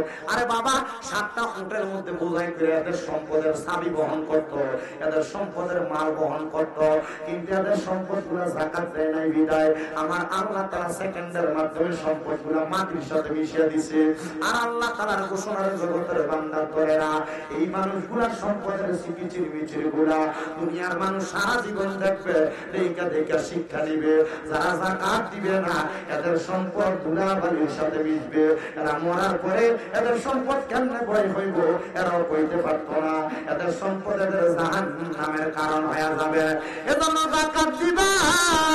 এ সম্পদ ওয়ালারা, এ পটকার অন্তরালের মা বোনেরা, 7.5 ভরির বেশি স্বর্ণ যদি তুমি মালিক হও, এর বেশি স্বর্ণগুলোর হিসাব করে করে যাকাত দিবা। প্রতি 1 লাখে 2,500 টাকা করে যাকাত আসবো, প্রতি 1 লাখ টাকায় 2,500 করে যাকাত আসবো। অনেকে চিন্তা করবো, হুজুর আমি 1 কোটি টাকার মালিক, 2,500 করে যাকাত পাইলে তো আমি লাখ লাখ টাকা যাকাত দেওয়া লাগবো। আরে বাবা, যাকাত দিলে তোমার সম্পদ কমবে না। আমার নবী কয়, যাকাত দিলে আমার আল্লাহ তাআলা সম্পদের বরকত দান করে, আর যাকাত দিলে আমার আল্লাহ তাআলা ওই সম্পদ রক্ষা করার দায়িত্ব গ্রহণ করে। ধরে কোন সুবহানাল্লাহ। যাকাত দিলে আল্লাহ তাআলা তার সম্পদ রক্ষা করার দায়িত্ব গ্রহণ করেন। মারহাবা কন্যা। যাকাত দেওয়া, আমরা সমাজের কিছু সিটার আছে, এরা যাকাত দেয় কি করে জানেন? এরা যাকাতে যখন সময়টা আইয়ে ওইটা হাসর থেকে 20টা লুঙ্গি আনে, 20টা হাতলা হাতলা কাপড় আনে, এটা 1-2 দয়ান ধরে ধরে শেষ। কথা কই না কা আছে না নাই? আপনারা কষ্ট দিতেছে, ঠিক না? আজকে খিচুড়ি আসেনি শ্যামল বাবু? নিজে একা রানছে, কয় কেজি গোস্ত করবো? বলে মহিষ দিয়ে বলে, এই খিচুড়ি খাম ছাড়া যাইও না, আমিও খামো একটু ইনশাআল্লাহ। আসেননি ইনশাআল্লাহ আপনারা? শেষ, এই ঘটনাটা বইলা শেষ করি, এরপর একটা জিকির দিমু দিয়া বিদায়। রাতে আসেননি? সব করবো, আল্লাহ কবুল করেন। কোন আমিন? আরো জোরে কোন আমিন? এ বন্ধু, এ নবী উম্মতের দল, আশিক রাসূল ভাই বাবারা, গভীর মনোযোগ দিয়ে শুনেন। এবার যাকাত যে ব্যক্তি দেয়, তাই যাকাত দেওয়ালা ব্যক্তির সম্পদ রক্ষা করে কে? তো 9 জন বণিক মানুষ, 9 জন, কয়জন? 9 জন বণিক ব্যবসা করবার জন্য দামেস্ক এলাকা থেকে, মিশর থেকে দামেস্কে আসছে মাল সামান কিনে নিয়ে ব্যবসা করব। এরা মাল সামান কিনে নিয়ে দামেস্ক থেকে মিশরের দিকে রওনা করছে। মিশরের দিকে যাইতে যাইতে গো, যখন তারা তাদের মাল সামান গুলা নিয়ে যাইতেছে, মিশর পর্যন্ত যাবে, মাঝপথের মধ্যে নামাজের ওয়াক্ত হয়ে গেছে। এরা নামাজের ওয়াক্ত হওয়ার সাথে সাথে মালগুলা একসাথে রাইখা ঢাকনা দিয়া এরা গেছে নামাজ পড়বার লাগা মসজিদের মধ্যে প্রবেশ করছে। যখন মসজিদের মধ্যে প্রবেশ করছে রে বাবা, মসজিদের মধ্যে প্রবেশ করছে, এমন টাইমে ডাকাতের আক্রমণ। বালা মানুষের আক্রমণ, কার আক্রমণ? ডাকাতের আক্রমণ। মনে রাখবেন, 10 জন খারাপ ব্যক্তি একজন ভালো ব্যক্তির সাথে কখনো পারে না। কারণ একজন ভালো ব্যক্তির কাছে আল্লাহ তাআলার পক্ষ থেকে ঈমানি জজবা পাওয়ার থাকে। ওই একজন ব্যক্তি ওই 10 জন ডাকাতের পাহারা দিয়া দিয়া তরবারি দিয়ে আঘাত করে করে সরাইয়া দেয়। ডাকাতের দল চিন্তা করলো, যেহেতু তার কাছ থেকে মালগুলা নেওয়া যায় না, তাহলে আমরা চলো তার মালগুলার মধ্যে আগুন দিয়া দেই। ডাকাতের দল আগুন ধরায়া এবার সবগুলা মালের মধ্যে আগুন দিছে। উনি চিন্তা করলেন আমি একা একজন পাহারাদার, ডাকাতদেরকে আমি পাহারা দিয়া দিয়া ছড়াইতে চাইছি, সরাইছিও, কিন্তু ডাকাত দল এখন তো আর আমার সাথে যুদ্ধ করে না, এরা আগুন ধরে দিছে মালের মধ্যে, আমি একা আগুন নিবামু কেমনে? দৌড়ে গেলাম ওই 9 জন ব্যক্তির কাছে। মহারাজারা, এ বণিকেরা, ব্যবসায়ী দলেরা, খবর পাইছেন নি আপনার মালের মধ্যে তো আগুন ধরাইয়া দিছে। 9 জন নামাজের মধ্যে 8 জন নামাজ ছাইড়া দিয়া দৌড়াইছে, একজন নামাজ ছাইড়া দিয়া যায় না। এই 8 জন যায় দেখতেছে এই 8 ব্যক্তি মালগুলা ফুইরে একবারে সালি হইয়া গেছে, কিন্তু যেই ব্যক্তি নামাজে দাঁড়ায় রয়েছে এই ব্যক্তির মালটি এখনো ঠিক আছে, কিন্তু যে কাপড়টা দিয়া মালটি ঘোরা দিয়া গেছিল কাপড়টা ফুইরে গেছে। অন্য 8 জনের সব মাল পুড়ছে, এ ব্যক্তির মাল রয়েছে কিন্তু মালটাতে যে ঘোরা দিছে কাপড়টা রয়ে গেছে। আল্লাহর বান্দা নামাজ শেষ করে আস্তে আস্তে সামনে আসছে। সামনে আসার পরে ওই আল্লাহর বান্দা ওই 8 জনের প্রশ্নের সম্মুখীন 8 জন ডাক দিয়া বলতেছেন, আপনি কি বোকা নাকি? আপনার মালে আগুন লাগছে, আপনি খবর পাইছেন, নামাজ ছেড়ে আসেন নাই? নামাজটা তো পরেও পড়তে পারতেন মালগুলা রক্ষা করার জন্য। ওই একজনকে আমি 8 জনের প্রশ্নের সম্মুখীন হইয়া তার জবাব দিলাম, আমি নামাজ পড়ছি, তোমরা আইসা তো তোমাদের মাল বাঁচাইতে পারো না, আমার মাল তো ঠিকই আছে। বলে হ্যাঁ। বলে আমার মাল কেন ঠিক আছে জানো? বলে কোন কারণে ঠিক আছে বলো? বলে শোনো, তোমরা মনে হয় তোমাদের মালের যাকাত আদায় করো নাই, আমি এই জন্য দৌড়ে আসি নাই রে, আমি গত বছর আমার সব মালের যাকাত আদায় করছি, এজন্য আমার আল্লাহ তাআলা আমার মালগুলার আগুন থেকে রক্ষা করছে। মনে রাখবা, তোমার যত মাল সামান আছে তুমি যদি সবকিছুর যাকাত দাও, কোনোদিন তোমার মাল সামান আগুনে পুড়বে না, নদীতে ডুববে না, পানিতে শেষ হবে না, ধ্বংস হবে না। আর যদি হয় মনে করবা আল্লাহ তাআলার পরীক্ষা। এবার আল্লাহর বান্দারে ওই 8 জন প্রশ্ন করে, তোমার মাল পুড়ে নাই কিন্তু যেটা দিয়া গোড়া দিছে এটা তো পুড়ে গেছে, তুমি কি এটা যাকাত দাও নাই? ওইটার ব্যাপারে আমার বড় সন্দেহ আছে, চলো আমার সাথে চলো, আমি যাইয়া ওই জায়গার মধ্যে যাইয়া সুন্দর করে মাল সামানের খবরটা নেই। বাড়িতে গেছেন 8 জন বণিক ব্যবসায়ীকে নিয়ে, স্ত্রীকে ডাক দিয়া, তো স্ত্রী গো, তুমি বলো না আমার যে কাপড়টা দিয়েছিল ব্যবসায়িক মাল ঢাকনা দেওয়ার জন্য, গত বছর যে যাকাত দিছিলাম, গত বছর কে আমি এই মালটা যাকাত দেই নাই, এই কাপড়টা যাকাত দেই নাই? বলে না গো স্বামী, এই কাপড়টা আমার কাছে ছিল না, আমাদের পাশের বাড়ির একজন আমার কাছ থেকে কাপড়টা ধার নিয়ে গেছিল, তাকে আমি ধার দেওয়ার পরে আমি আপনার এই কাপড়টার হিসাব দিতে পারি নাই। কি হয়েছে? বলে এই কাপড়টার যাকাত না দেওয়ার কারণে আমার সব মাল বাইসা গেছে, এই কাপড়টা বাঁচে নাই। শোনো জগতের মানুষ, তুমি যদি কোনো মানুষের কাছে 5 লাখ 10 লাখ টাকা পাওনা থাকো, যদি এই টাকা পাওয়ার সম্ভাবনা থাকে, ব্যাংকের মধ্যেও তোমার টাকা থাকে, এই টাকা পাওয়ার সম্ভাবনা থাকে, তাইলে ওই তুমি ওই টাকাটার যাকাত আদায় করবা। কারণটা কি? কারণটা কি? কারণটা কি? কারণ তোমার সব সম্পদের যাকাত যদি তুমি দাও, মহান আল্লাহ জাল্লা শানুহু তোমার সম্পদকে রক্ষা করবে, সম্পদকে রক্ষা করবে, সম্পদকে রক্ষা করবে। এবার আপনারা বলেন, সম্পদ রক্ষা করার মালিক একজন, তিনি কে? ডান হাত তুলে বলেন তিনি কি? আরে ওই আল্লাহর কাছে সম্পদ চাইলে সম্পদ পাওয়া যায় কি যায় না? এ মুসলমান যায় কি যায় না? অবশ্যই সম্পদ পাওয়া যায়। আল্লাহ কেমনে সম্পদ দেয় আরেকটু কষ্ট করে শোনো। আল্লাহ তাআলার আরেকজন বান্দা যার নাম হইল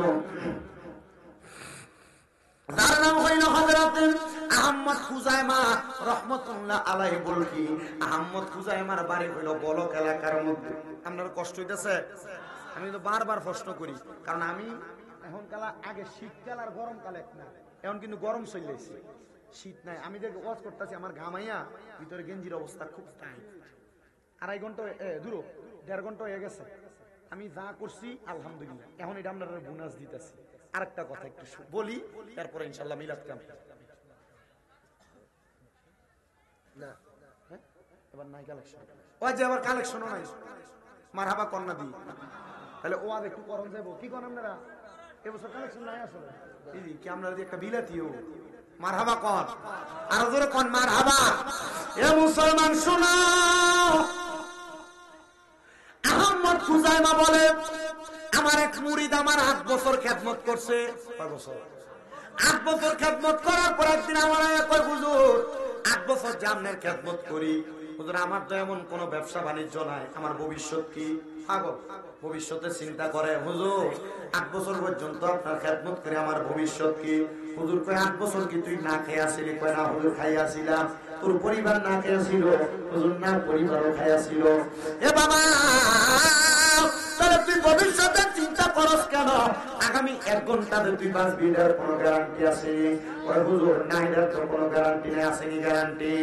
এজন্য আসে কয় চোখেরই পলকে তুমি হতে পারো না, আসে চিরতরে বন্ধ হবে তোমারই নিঃশ্বাস, হবে এলাম তোমারই নাম মসজিদের মাইকে, বলেন হবে এলাম তোমারই নাম মসজিদের মাইকে।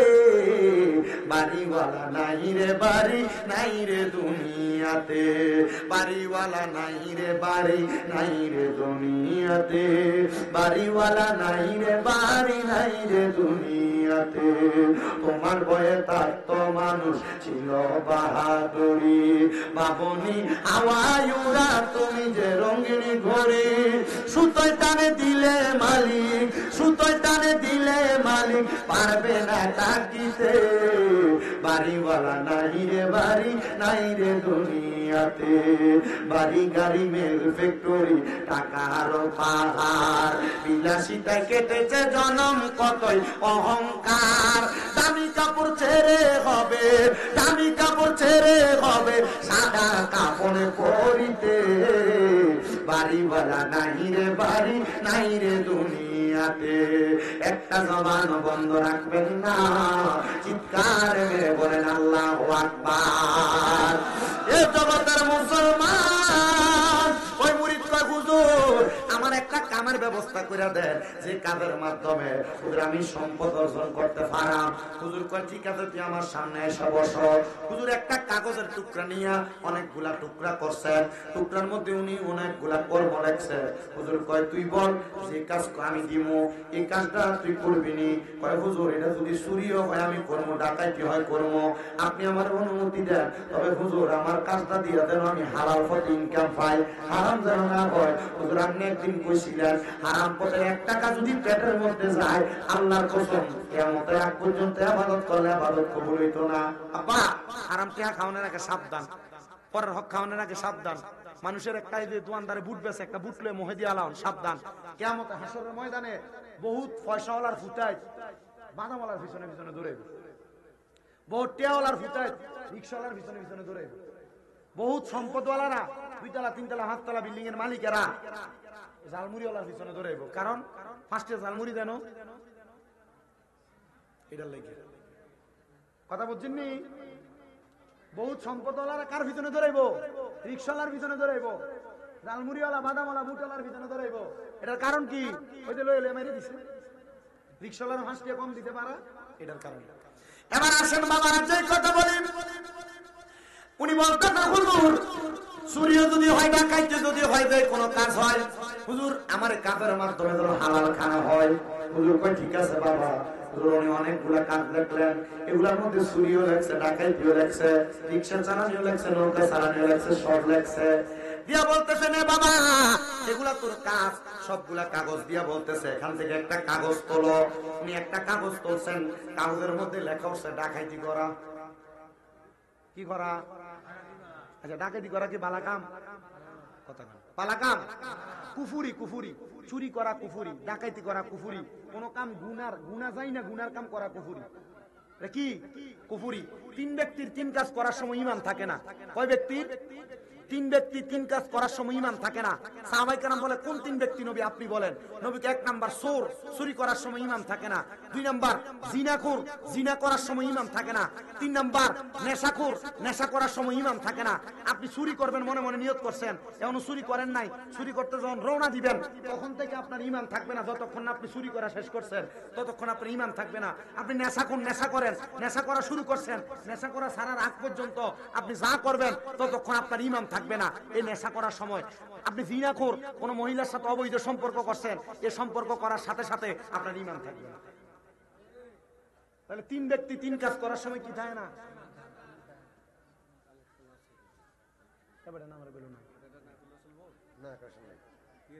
কাটটা শুনতাম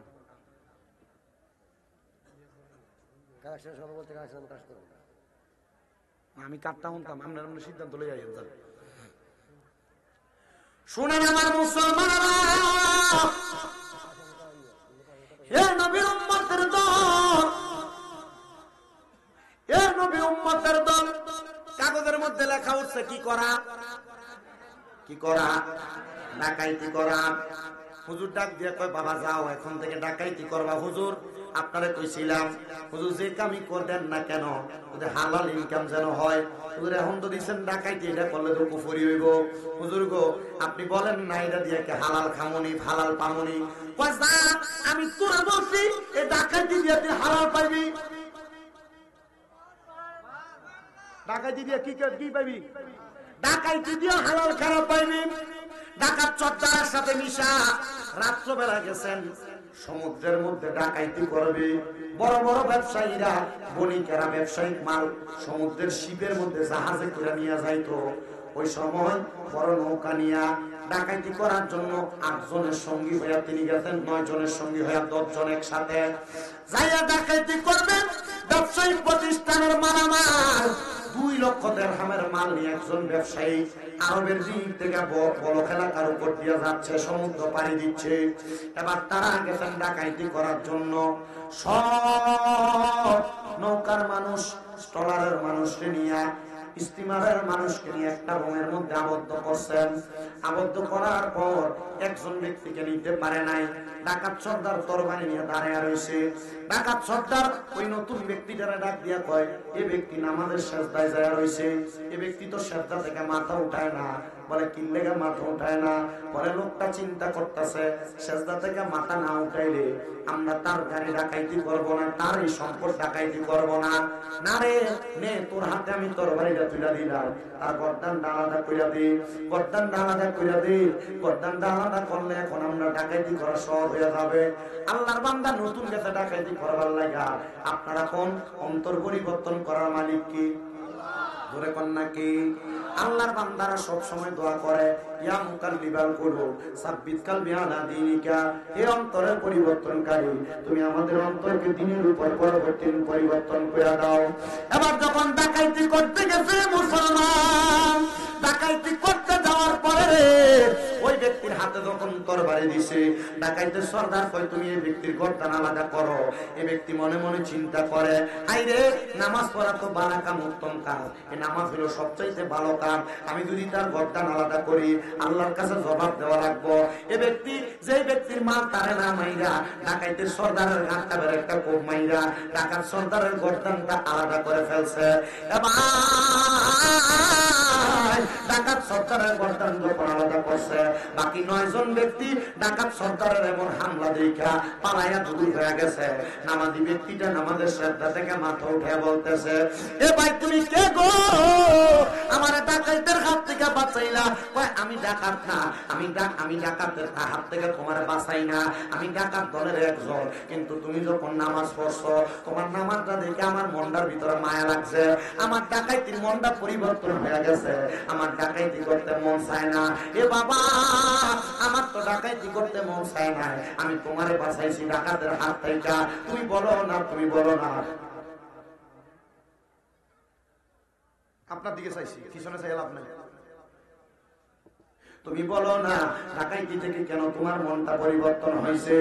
আমার মনে বিশ্বাস না, বিশ্বাস আমি যদি ডাকাইতি করি তাহলে আমার আল্লাহর কাছে কাফের কুফরি হিসেবে আমি আল্লাহ তাআলার কাছে চলে যাব। এই জন্য আমি ডাকাত দলের মাইরা আমি আপনার মাল সামান গুলা রক্ষা করেছি। বলে ঠিক আছে মাল সামান গুলা যে রক্ষা করেছো, তুমি বলো তুমি এই সম্পদ গুলা কোনো কিছু নিতে চাও কিনা? বলে আমার কোনো সম্পদের দরকার নাই, আমি তওবা করে আমার ডাকাইতি করতাম না। ওই ব্যবসা ব্যবসায়িক বণিক ডাক দিয়া কয়, আমার এখানে 2 লক্ষ দিরহামের মাল আছে, 1 লক্ষ দিরহামের মাল আমি তোমারে দিয়ে দিলাম। কারণ যদি আমার মালগুলা ডাকাইতি হইতো, আমার জীবন যাইতো, আমার সব মাল নিয়ে যাইতো, আমি তোমার অর্ধেক মাল দিয়ে দিলাম, নাও তুমি মালগুলা নিয়ে যাও। আমি ডাকাইতি করি নাই, ডাকাইতি করলে তো এত মাল আমার ভাগে পাইতাম না। আমি ডাকাইতি না কইরা একজন ব্যবসায়ীরে বাঁচানোর কারণে আল্লাহ তাআলা ব্যবসায়ীর অর্ধেক মাল আমারে দিয়ে দিয়েছে। এই 1 লক্ষ দিরহামের মাল দিয়া আমি সহ আমার পুরো পরিবার চলতে পারবে। মুসলমান রে, ও নবীর উম্মতের দলেরা, এবার টাকা করে ওই ব্যক্তি ডাক দিয়া কইলে, রে ব্যবসায়ী, তুমি যে শ্রদ্ধা থেকে মাথা উঠাইলা না, তুমি কি ডাকাইতের ধরে মাথা উঠাও নাই? না, আমি আল্লাহর দরবারে 2 রাকাত নামাজের নিয়ত করছি। যখন দেখছি ডাকাইতরা আমার গাড়ি আমার নৌকাতে উঠতেছে, তখনই আমি আল্লাহর দরবারে 2 রাকাত নামাজের নিয়ত করছি। ওই নামাজটা হলো সালাতুল হাজতের নামাজ। জবান বন্ধ নাই, আপনারা কোন ওই নামাজের নাম কি নামাজ? সালাতুল হাজতের নামাজ। প্রথম বছর যখন আইছি, আমি প্রথম বছরে মাহফিলের ভিতরে তাহাজ্জুদ আমাদের ফজিলতের বয়ান করছি। গত মাহফিলে যখন আইছি, গত মাহফিলে আমি সালাতুল ইস্তেসকার নামাজের বয়ান করছিলাম। আর আজকে আরেকটা নামাজের কথা মহিলারে বইলা দিয়া যায়, পুরুষরে বইলা দিয়া যায়। ওই নামাজের নাম সালাতুল হাজতের নামাজ। মনের ভিতরে যদি কোনো হাজত থাকে, প্রয়োজন থাকে, 2 রাকাত নামাজের নিয়ত করবা। 2 রাকাত নামাজের নিয়ত কইরা সুবহান রাব্বিয়াল আলা কইরা সিজদার মধ্যে যাইয়া তোমার মনের আকাঙ্ক্ষা আছে, হাজত আছে, আল্লাহর কাছে বাংলা ভাষায় কইবা, আমার আল্লাহ তাআলা সালাতুল হাজতের উসিলায় তোমার আশা পূরণ করব। ওই আল্লাহ বান্দা ডাক দিয়া কয়, জগতের মানুষ, ও দুনিয়ার মানুষ, আমি 2 রাকাত নামাজ পড়া আল্লাহর কাছে কইছি, আল্লাহ তুমি আমার জান ভিক্ষা দাও, আমার মালের দরকার নাই, মালের দরকার নাই। আমি 2 রাকাত নামাজ পড়া সিজদার মধ্যে যাইয়া আল্লাহর কাছে কাঁদছি, আল্লাহ তুমি আমার জানদারে ভিক্ষা দাও।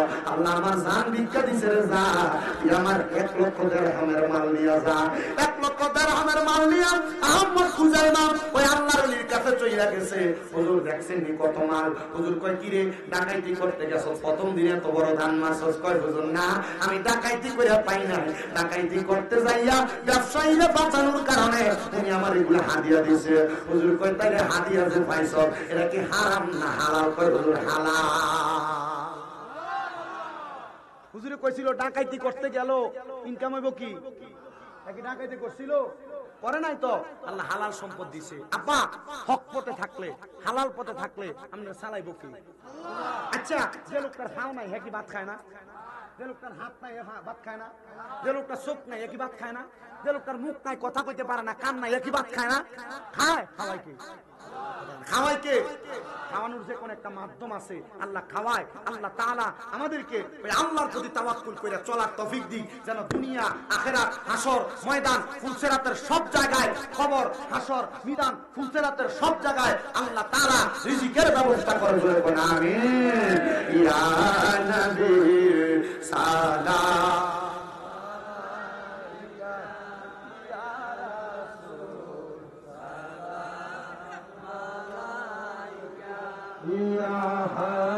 আমি জানি গো খাজা বাবার নামে আছে কত জানলে আমার হাওয়া। আল্লাহ আল্লাহ আল্লাহ। আমি জানি গো মুর্শিদ নামে আছে কত জানলে আমার হাওয়া। আল্লাহ আল্লাহ। তোমরা আমায় কি বুঝাইবা অন্তর পুইরা কালা? আমি জানি গো মুর্শিদ নামে আছে কত জানলে আমার হাওয়া। আল্লাহ আল্লাহ। এই জগতে প্রেম করিয়া কয়জন আছে বাংলা? হাই গো কয়জন আছে বাংলা? আমার হাওয়া। ও পর দেখতে বালাম ভিতর পুইরা কান্না। আমি জানি গো মুর্শিদ নামে আছে কত জানলে আমার হাওয়া। আল্লাহ আল্লাহ আল্লাহ আল্লাহ। মুর্শিদ মুর্শিদ কইরাই আমার ঘুম আসে না নয়নে। মুর্শিদ মুর্শিদ কইরাই আমার ঘুম আসে না নয়নে। আমার রে বলে বাগ মুর্শিদ কেমো মারহাবা আল্লাহ আল্লাহ তোমার আমি ভালোবাসি পাগলের মতো মন মনে চাইলে এই পাগল মন সোতে গত মন মারহাবা আল্লাহ আল্লাহ রব সমাজে কলঙ্কি আমি গলাই কলম কের মানা গায়া রে বলে বাগ মুর্শিদ কেমো মারহাবা আল্লাহ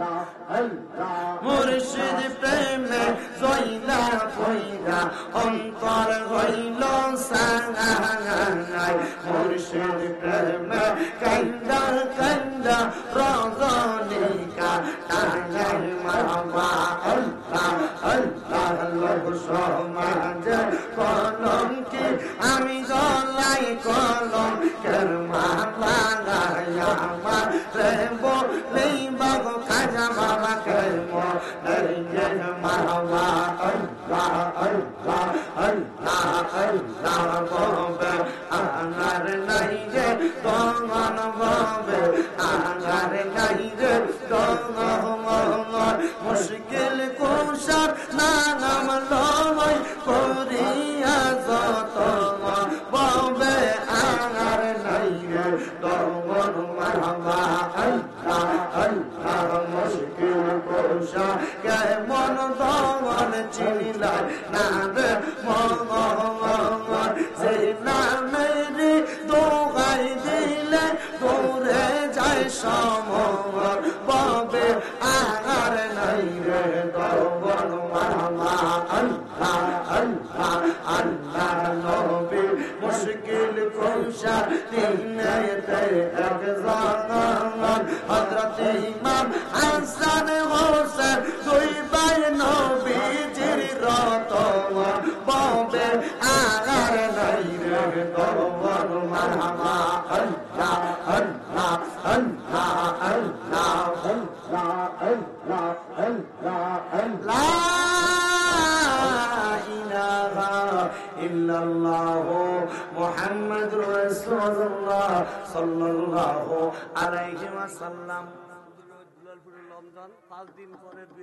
দুলালপুরে রমজান মিয়া 5 দিন পরে 2000 দিব আল্লাহ রমজান মিয়া কবুল করো কোন আমিন আর দেরি করি না আপনাদেরকে একটা দাওয়াত দেই আপনারা তো জানেন আমার 6টা মাদ্রাসা কুমিল্লা শহরে আলহামদুলিল্লাহ এখন এই পুরো 6 মাদ্রাসা মিলাইয়া 1170 জন পোলাপান আছে মারহাবা জোরে কোন না এর মধ্যে আমার যে নূরপুর সমহুনিতে তাহফিজুল কোরআন ইন্টারন্যাশনাল হিফজ মাদ্রাসা অনেক মা বাবা তাদের সন্তানদেরকে নিরাপত্তার সাথে আবাসিক রাইখা পড়াইতে চায় সিসি ক্যামেরায় একবার আবদ্ধ খুব সুন্দর ভালোভাবে পড়ালেখার ব্যবস্থা খাবার দাবারের ব্যবস্থা আপনারা যারা পারেন আপনাদের সন্তান নাতি নাতকুদেরকে মাদ্রাসায় দেওয়ার জন্য কুমিল্লা একটু দূরে পড়াইবেন যে এলাকায় থাকলে ঠিকঠাক পড়ালেখা হবে না এটা মনে করে দূরে পড়াইবেন অনেক বেশিরভাগ 35 জন প্রবাসীর বাচ্চা আছে আমার মাদ্রাসায় আপনারা যদি পারেন আপনাদের সন্তান দিবেন কুমিল্লা সদ বাজার নূরপুর সমুনিতে তাহফিজুল কোরআন মাদ্রাসা আপনারা নিয়ে যাবেন ইনশাআল্লাহ বেশি খরচ হইতো না আপনারা ওই হোমনা থেকে বাস উঠবেন বাস উঠতে ডাইরেক্ট যাবেন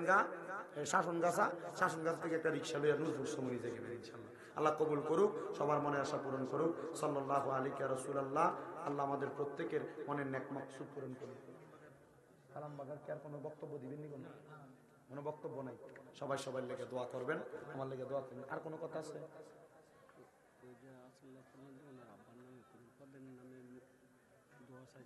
সবাই লেগে দোয়া করবেন মুনাজাত তো সবাই লেগে দোয়া আপনারা আমার লেগে দোয়া করবেন নি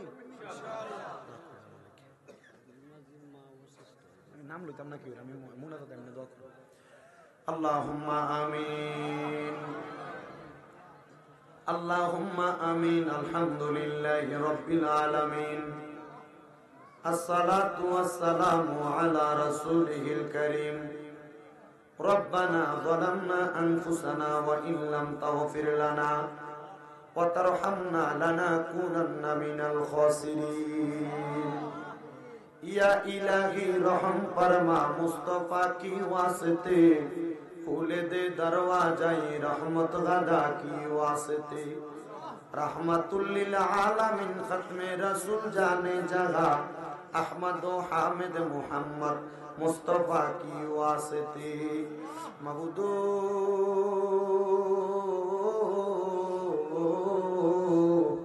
ও দয়াল আল্লাহ, আপনি কি আসমানে না জমিনে, না পাহাড়ে না দরিয়ায়, এ গত জীবনে আপনার কত তালাশ করলাম, সন্ধান পাইলাম না।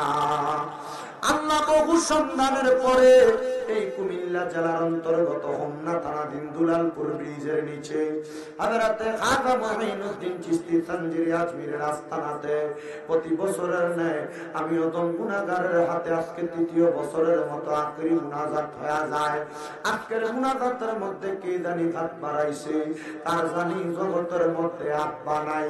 যেই বাবা রিক্সা চালাইয়া মাটি কাইটা মাথার গাম পায়ে ফালাইয়া পরের বাড়িতে বদনার কাজ করে সন্তানদের মানুষের মতো মানুষ করার জন্য আব্বা নিজের রক্তরে পানি বানাইছে, এমন আব্বা যাদের অন্ধকার কবরে রে আল্লাহ আব্বার কবর জান্নাতের বাগান বানায়া দাও।